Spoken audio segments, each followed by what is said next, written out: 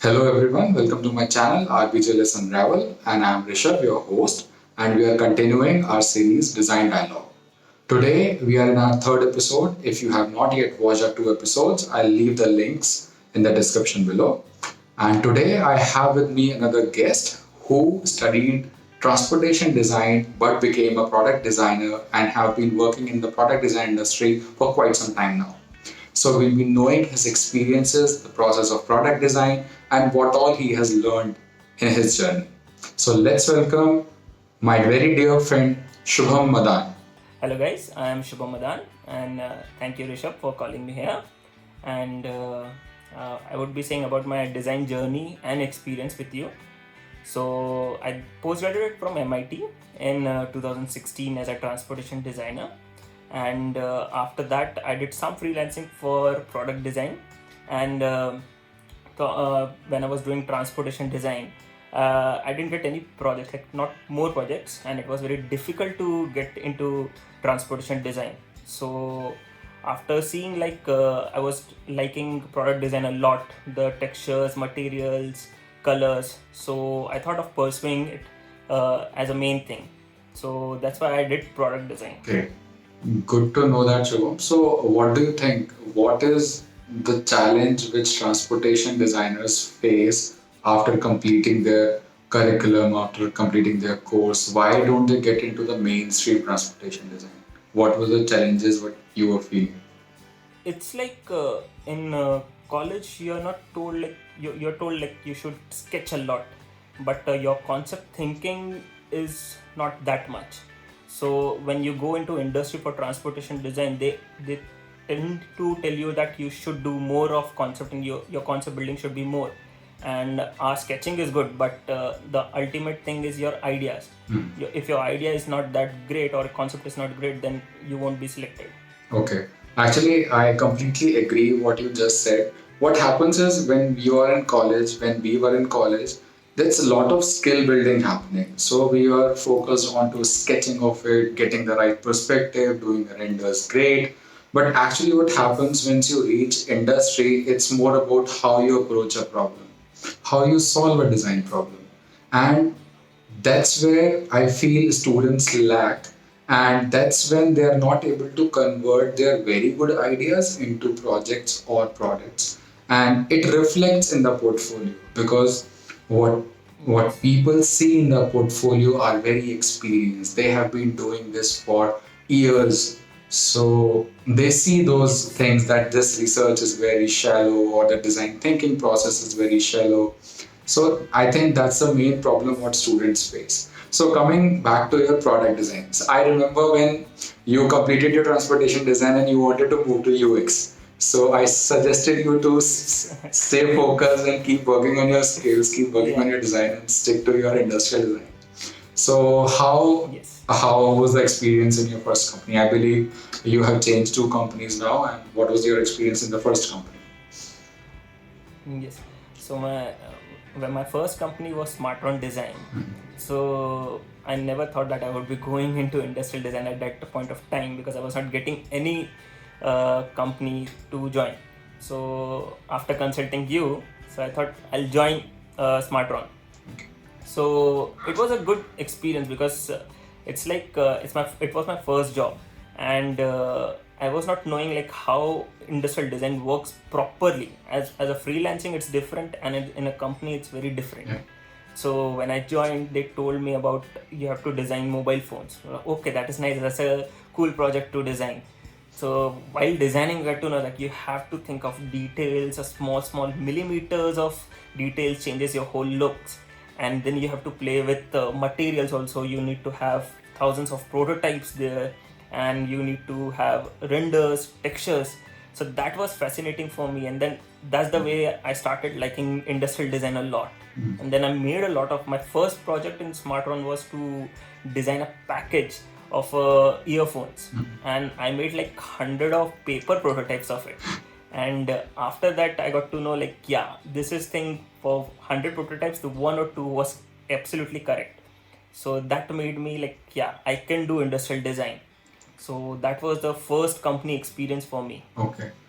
And Yeah. So I was about to ask you, so what is the size of the design team you work? Because I feel Smartron is a startup kind of a setup wherein they do a lot of stuff third party, like research would be done by somebody else, Yeah. and you will get the insights so that you can work on the designs directly. So was the setup like this? Yeah, it was like a good setup. We were almost three designers as a industrial designers, and there was different team for graphic design and different team for UI UX design. So the company was very built, properly built. So, but three designers and the engineering used to do the rest of the work. Okay, okay. Great. Actually, another difference what I feel in between transportation design and product design is the life cycle of a product. So if you talk about a car, Yes. it's a huge product in itself, and it takes a Yes. lot of designers to work on that, and it takes hell lot of time to Yes. get into production because making a car is not that easy. It's not that straightforward. Yes. And when you talk about a Yeah. mobile phone which requires millimeter kind of detailing, similar detailing goes into cars also, motorbikes also, trucks also, Yes. buses also. So it takes years. So for just to launch one car, companies work like 3 4 years. Now, due to technological advancements, that cycle has been reduced to 2 years or 2.5 years because the platforms are modular now. With one platform, they can make different size of cars. So that's Yes. improving, but still the life cycle is very large. And I understood this when I joined Tata Motors. So I was part of HMI design team. So Okay. uh, exterior was done separately, interior was done separately, and color and trims were done separately, and HMI was done separately. But everybody started at the same time because in college we don't realize the process. Yeah. We don't realize that different teams work together to come along a product which is very nice and good and it can get into production because Yeah. design being very subjective, it actually calls for a lot of rejection also. So when I was there, Yes. management used to come, business people used to come, they used to see designs. And in case of cars, they have to build clay models, 1:1 clay models. It's a big investment and then it gets rejected. Yeah. And that's the difference I feel in product design. But products are smaller in nature, smaller in size, so it's easier to push the prototypes early. So I was just watching that first documentary that OnePlus has recently launched for their OnePlus Nord. So in 5 days they make a prototype. Okay. Yeah. So Yes. they are very quick. So I feel your Yes. experience would have been on the similar lines when you got into product design. Ye- yes. So Yeah. So right now, yeah, So for how many years did you work for Smartron? 2 years. Okay, and now you are with which company? Bank design studio. Okay. So how is it different from your first company? This company, how do they things differently, or what are their nature of work?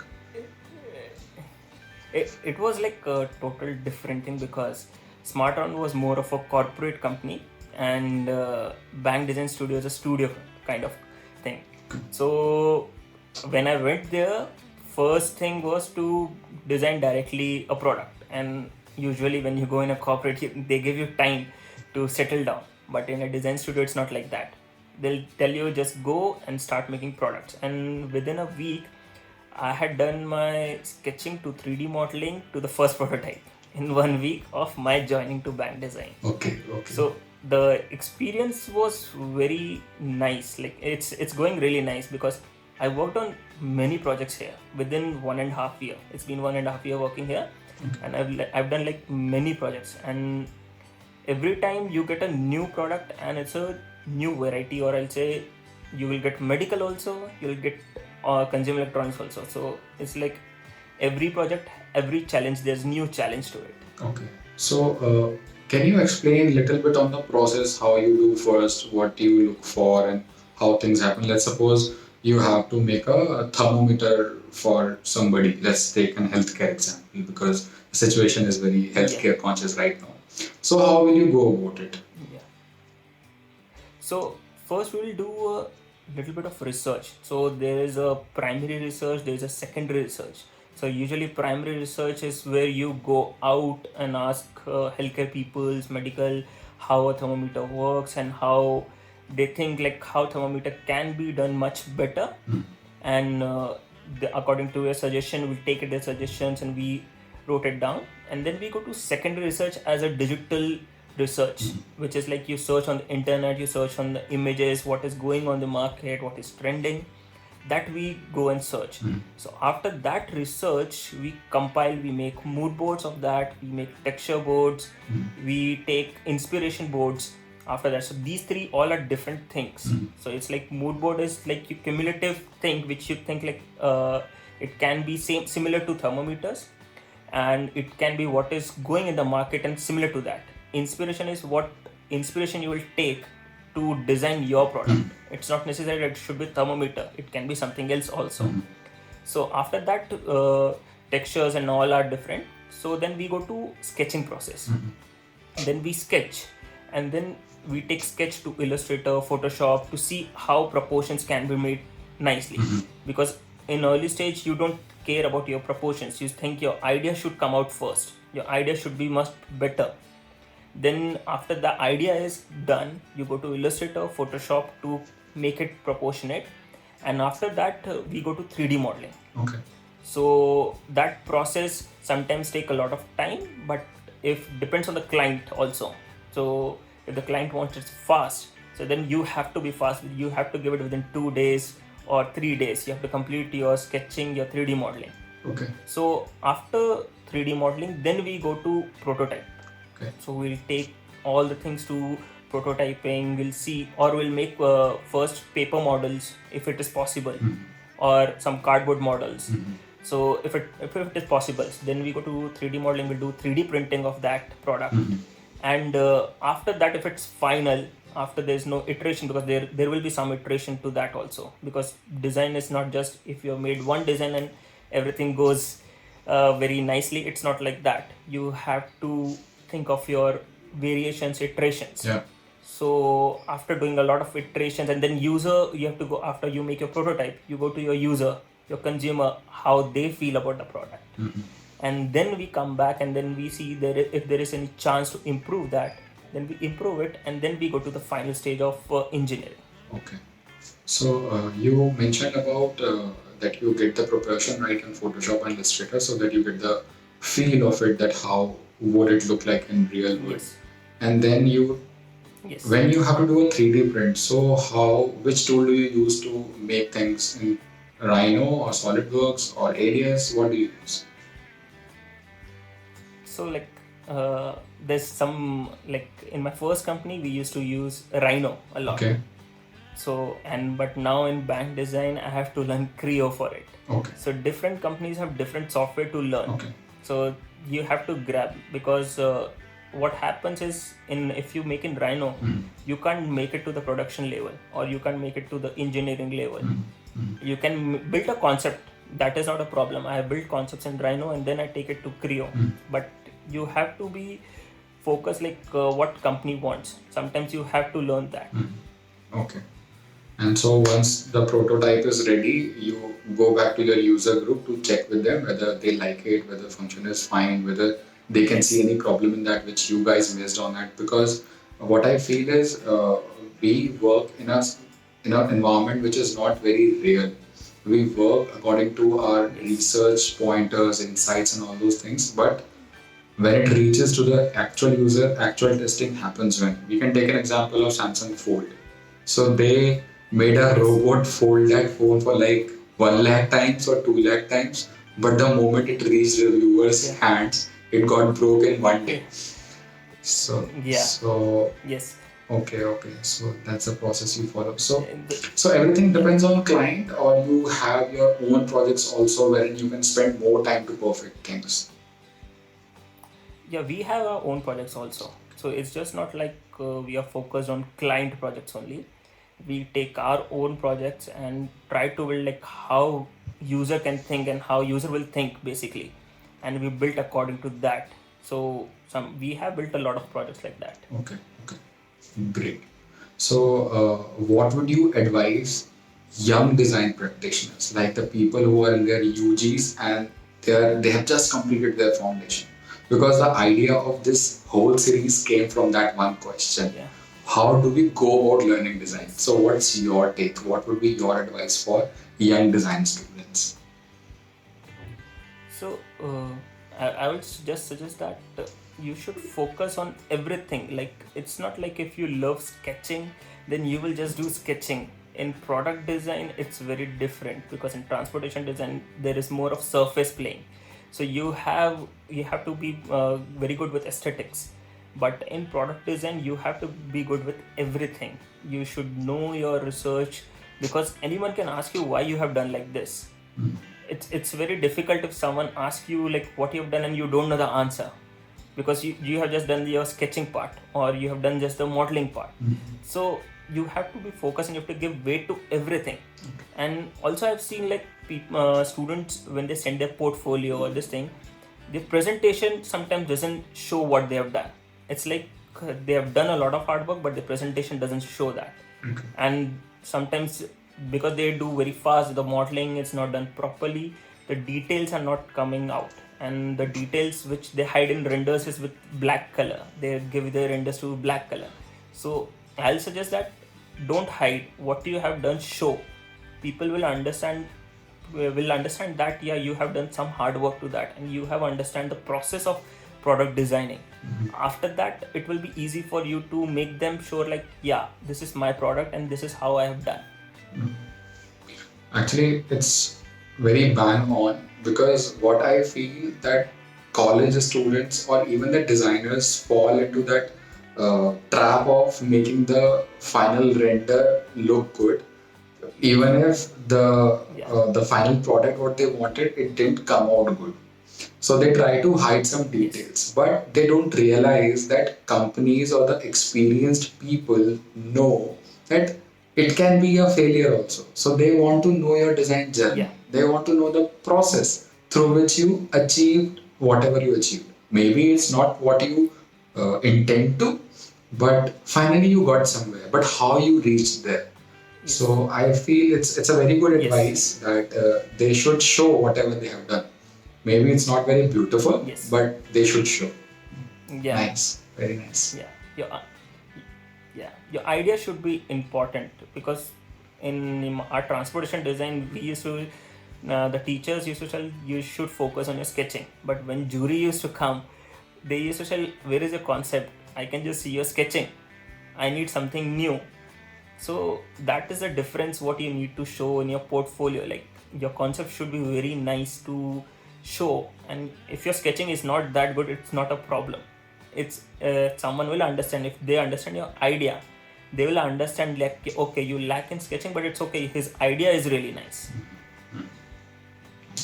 So, Shubham, that was very nice conversation, and we have already reached around 20 minutes or so. But I would really like to know about your Insta page, because on daily basis I see some cool renders there. You're doing different projects. You're making mouse. You're making flashlights. You're making some speaker.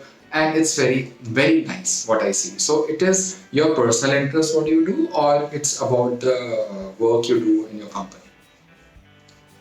So it's like, though, I like my work a lot. So I like to explore everything what I know. So Instagram, it's like very trending these days. So you have different pages where you get topics to make, and you have people like will show you, wow, that is so crazy, they can do crazy. So it's, for me, it's like, yeah, I should also do, I should try that. And that makes me like, yeah, and I learn a lot. Basically, after making these, I'm learning a lot. Okay, great. So it's basically your self motivation which makes you do all those crazy stuff. Yes. Great. Yes. Thank you so much, Shubham, for joining us today and sharing your experience with our young Thank you. design. And I would request all the people who's listening to this show that follow Shubham on Instagram, so that you can see crazy work coming once a week, twice a week, or whenever he posts. And it's really good. I'll show you the clippings also. Don't worry about that. And I would suggest you to subscribe to my channel so that you get regular notifications about all the episodes coming up, and Trust me, lot of content is cooking and it's coming up very fast, very soon. So stay subscribed, and if you have any questions, you can post it in the comments. We'll do a follow-up video. And for this episode, we are wrapping it up here. And thank you, Shubham, once again. And Thank you, Rishabh. Thank you. see you guys in the next video. Bye bye. Bye bye.